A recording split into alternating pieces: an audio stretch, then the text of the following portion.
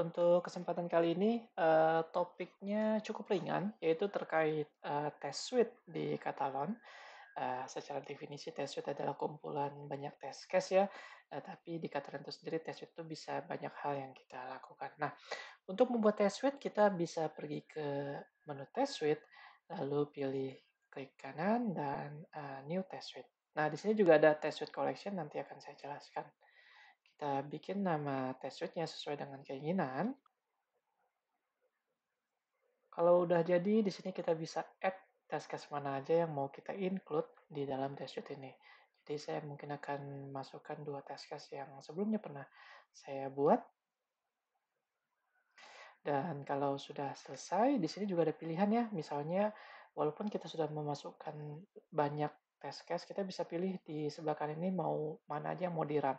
Mungkin ada salah satu yang mau tidak di-run, bisa kita hilangkan centangnya. Tapi kalau misalnya mau run semua, tinggal dikasih centang semuanya. Seperti itu. Dan di test suite juga, di sini ada pilihan script, di mana script ini kita bisa memberikan semacam test setup, test teardown, suite setup, dan suite teardown. Di mana itu nanti akan ada topik terpisah terkait hal tersebut. Nah, kalau sudah seperti ini, di sini ada execution information, ya. Jadi test suite itu mau di-retry file execution immediately atau enggak. Tapi ini again ini memerlukan upgrade dari Catalan itu sendiri. Kalau Community Edition default-nya tidak mendapatkan feature tersebut. Terus di sini juga retry after execution.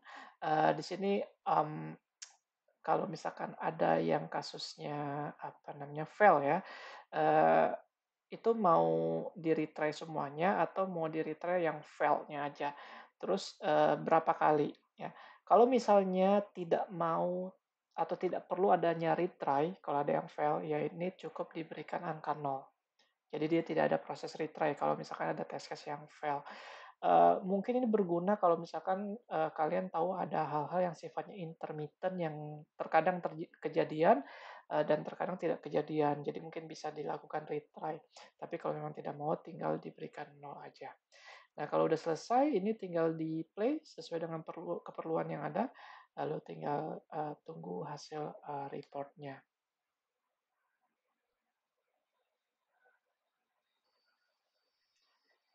Kalau sudah selesai dan pass, di sini ada satu menu namanya result.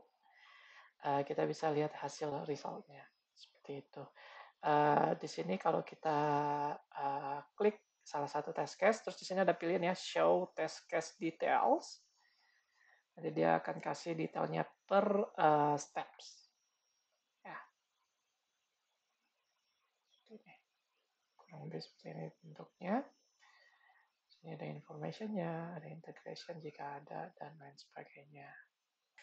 Terus di sini ada kemungkinan untuk kalau mau export hasil atau reportnya, terus juga ada pilihan apabila mau connect ke Catalan Test Ops, mau di-upload atau kita mau akses Catalan Test Ops. Tapi itu nanti akan ada satu topik terpisah terkait hal tersebut. Begitu juga dengan test setup, test teardown, suite setup, suite teardown. Terus nanti kita juga ada mungkin beberapa percobaan lain, misalnya kalau di test suite itu, kalau tadi test suite itu kumpulan test case, ada satu lagi namanya test suite collection. Test suite collection itu adalah kumpulan test suite gitu ya. Jadi kita bisa bikin misalnya labs test suite collection seperti itu. Kalau udah bikin suite collection, kita tinggal pilih test suite mana yang mau di-include. Kebetulan ini cuma ada satu test suite ya. Nah, perbedaan antara test suite dengan suite collection itu ada di bagian pilihannya ini. Ya. Pertama, execution mode. Mau sequential atau paralel. Oke, jadi mau sequential itu artinya kalau misalnya ada 10, berarti dia sequential. Satu, selesaikan dua, habis itu kalau udah selesai kedua, kalau sudah selesai ketiga, dan begitu seterusnya. Kalau paralel, itu ada pilihan mau paralelnya berapa instance.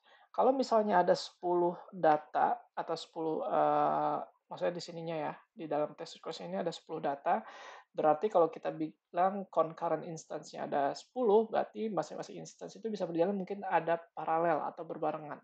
Tapi kalau misalkan, cuma dibilang ya satu, ya itu sama aja seperti sequential karena dia one by one kan. Jadi paralel ini kalau kalian misalnya mau menjalankan, test suite collection, berbarengan dengan, test suite yang lainnya dan tentu saja ini bisa saja, memangkas waktu, bisa saja karena itu sifatnya subjektif, itu nanti tergantung lagi ke resource yang dimiliki di masing-masing engine yang, kalian punya atau kalian maintain. Terus di sini juga ada pilihan kalau test suite collection itu ada pilihan per test suite itu bisa aja tuh, yang test suite pertama pakai Chrome, terus nanti yang test suite keduanya mungkin pakai Firefox dan lain sebagainya. Terus di sini ada pilihan, kalau kalian punya, banyak profiles, di mana ini kan default ya, pakainya default. Misalnya kalian ada profile untuk staging, untuk PVT, dan lain sebagainya, itu kalian bisa pilih. Jadi masing-masing, test suite itu, profilnya menggunakan profil yang berbeda setiap eksekusi. Bahkan walaupun saya udah menambah test suite ini, itu saya bisa tambah ulang, oke. Terus saya bedakan nih, ini menggunakan Firefox, terus profilnya misalnya nanti saya pakai yang lain, misalnya staging, data yang staging, itu bisa walaupun isi test suite-nya sama. Jadi itu sangat possible. Dan itu silahkan disesuaikan dengan keperluan dan kebutuhan yang ada. Jadi itu sangat gampang banget ya terkait test suites. Mungkin ini kalau mau enak saya rapihkan deh yang folder ini jadi nanti kalau sorting enak.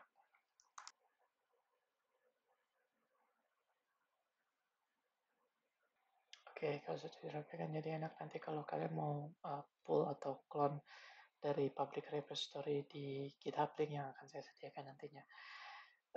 Jadi sangat simpel terkait test suites di Catalan. Kembali lagi ke definisinya yang tadi ya, test suite itu kumpulan dari test case dan di Catalan juga ada feature test suites collection di mana dia adalah kumpulan test suite di mana dia juga memiliki beberapa feature yang berbeda dari test suite biasanya ya. Kalau kita bandingkan antara test suite collection dan test suite yang biasa yang klasik. Jadi selamat mencoba dan sampai jumpa lagi nanti di sesi dan terkait tutorial topik lainnya.